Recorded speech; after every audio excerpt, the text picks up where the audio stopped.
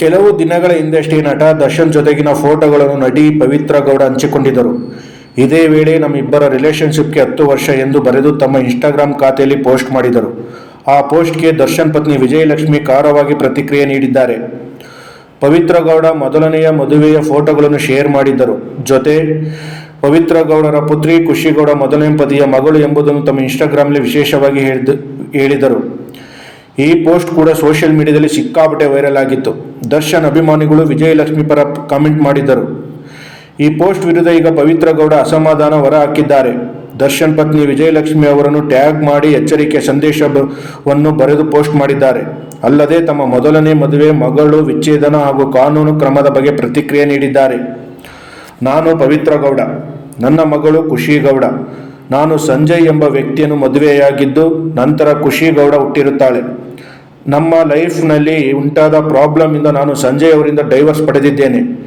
ಇಲ್ಲಿಯವರೆಗೂ ಖುಷಿಗೌಡ ದರ್ಶನ್ ಶ್ರೀನಿವಾಸ್ ಅವರ ಮಗಳೆಂದು ನಾನು ಎಲ್ಲೂ ಹೇಳಿಲ್ಲ.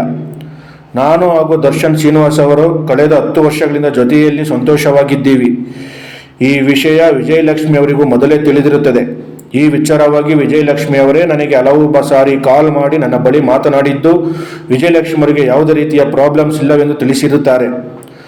ಅದರ ಕೆಲವು ಪ್ರೂಫ್ಸ್ ಹಾಗೂ ನನ್ನ ಡೈವರ್ಸ್ ಡಾಕ್ಯುಮೆಂಟ್ಸ್ ಸಮಯ ಬಂದಾಗ ಹಂಚಿಕೊಳ್ಳುತ್ತೇನೆ.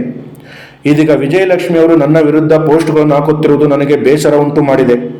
ನನ್ನ ಹಾಗೂ ನನ್ನ ಟೀನೇಜ್ ಮಗಳಾದ ಖುಷಿಗೌಡ ಬಗ್ಗೆ ವಿಜಯಲಕ್ಷ್ಮಿ ದರ್ಶನ್ ಎಂಬ ಇನ್ಸ್ಟಾಗ್ರಾಮ್ ಪೋಸ್ಟ್ನಲ್ಲಿ ಬಹಳಷ್ಟು ಜನ ಬ್ಯಾಡ್ ಲ್ಯಾಂಗ್ವೇಜ್ನಿಂದ ನಿಂದಿಸುತ್ತಿರುವುದು ನನಗೆ ಮಾನಸಿಕ ನೋವುಂಟು ಮಾಡಿದೆ. ನನ್ನ ಜೀವನದ ಹಳೆಯ ವಿಚಾರಗಳನ್ನು ಹಾಗೂ ನನ್ನ ಪರ್ಸನಲ್ ಫೋಟೋಸ್ ಪೋಸ್ಟ್ ಮಾಡುವ ಹಕ್ಕು ಯಾರಿಗೂ ಇರುವುದಿಲ್ಲ. ಈ ವಿಷಯ ನಾನು ಹೇಳುವುದೇನೆಂದರೆ, ನನಗೂ ಲೀಗಲ್ ಆ್ಯಕ್ಷನ್ ತೆಗೆದುಕೊಳ್ಳುವ ಹಕ್ಕಿದೆ. ಆದರೂ ನಾನು ಈ ವಿಚಾರವನ್ನು ದೊಡ್ಡ ಮಾಡುವುದಿಲ್ಲ. ಎಚ್ಚರ ಇರಲಿ.